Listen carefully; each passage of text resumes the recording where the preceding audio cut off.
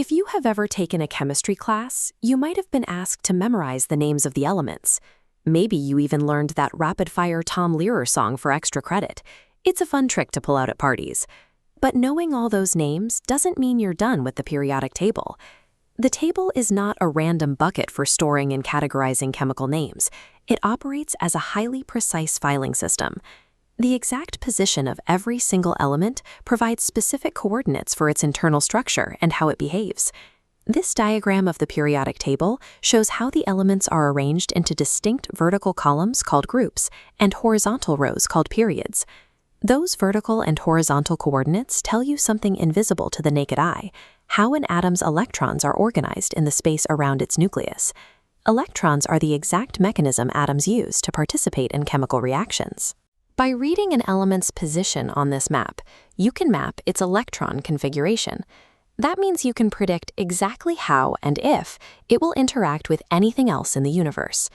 In 1869, the Russian chemist Dmitry Mendeleev devised the first recognizable version of this table. He grouped elements together based on shared macroscopic behaviors, like whether they were solid, liquid, or gas at room temperature, and how violently they reacted with other substances. He did this entirely through observation, without knowing what was causing these patterns inside the atoms. That observational layout held steady for decades, until the 20th century, when scientists finally began to crack open the internal mechanics of the atom itself. In 1913, the Danish scientist Niels Bohr developed a new mechanical framework. He conceptualized the atom as a central nucleus made of protons and neutrons, with electrons orbiting around it in circular tracks, much like planets orbiting a sun. This planetary model is governed by a strict physical law. Atoms naturally tend to take on the lowest energy, most stable configuration possible. That relentless drive for stability is dictated by the geometric arrangement of those orbiting electrons. And that geometry is the hidden engine that was driving Mendeleev's behavioral groupings all along. This is a diagram of the classic Bohr model for a hydrogen atom. Notice the central nucleus and the distinct concentric rings labeled 1n, 2n, and 3n. These rings are specific electron shells. Because atoms seek the lowest energy state, they populate from the inside out. Electrons fill the lowest energy track closest to the nucleus first, before moving to the higher energy tracks further out.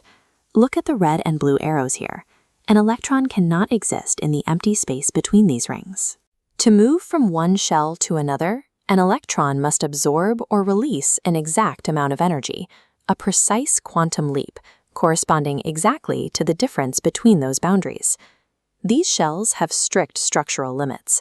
The 1n shell holds 2 electrons, the 2n shell maxes at 8, and the 3n shell holds 18.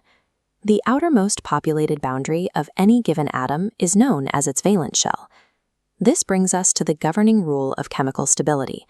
An atom is most stable and least reactive when its valence shell is entirely full.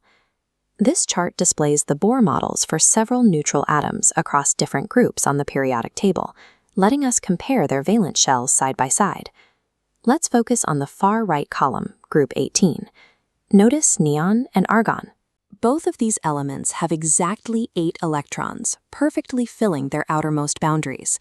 This satisfies a principle known in chemistry as the Octet Rule. Because their valence shells are complete, these elements are highly stable as single atoms. They are the noble gases, perfectly inert because they require zero interaction with other atoms. Now look at the far left column, group 1. Lithium and sodium are highly unstable, with a single lonely electron in their outermost shell. Meanwhile, group 17 elements have exactly 7 outer electrons, desperate for one more to complete an octet. To reach stability, group 1 elements will readily eject their single valence electron to become positively charged ions. Meanwhile, group 17 elements will violently steal an electron from another atom to become negatively charged. Chemical bonding is not magic. It is simply unstable, partially filled atoms violently negotiating with one another to reach a state of geometric perfection.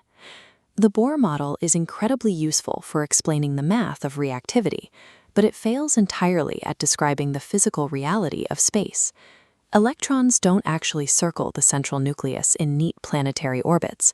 Their quantum movement is chaotic and unpredictable. Instead of flat rings, we use mathematically defined electron orbitals. These are complex three-dimensional volumes. The flat shells break down into specific subshells, designated by the letters S, P, D, and F. Here are the orbital shapes. The central blue spheres are s orbitals. The 1n shell is a single sphere holding 2 electrons. Outwardly, geometry complexifies. The orange dumbbell-shaped p orbitals radiate outward along the x, y, and z axes. This reveals the physical reality behind the octet rule. Earning those coveted 8 electrons requires the exact three-dimensional overlapping of one spherical s subshell and 3 dumbbell-shaped p subshells. To track these complex 3D shapes, chemists use a mathematical shorthand called an electron configuration. In this code, 1 represents the main energy shell, S dictates the spherical orbital shape, and the superscript 2 proves this orbital is full with 2 electrons. If we move to lithium, we add the next wire, 2s1. Notice how the math balances. Add those superscripted numbers, 2 plus 1. You get 3, lithium's atomic number. Now look at neon. Its sequence expands to include p orbitals.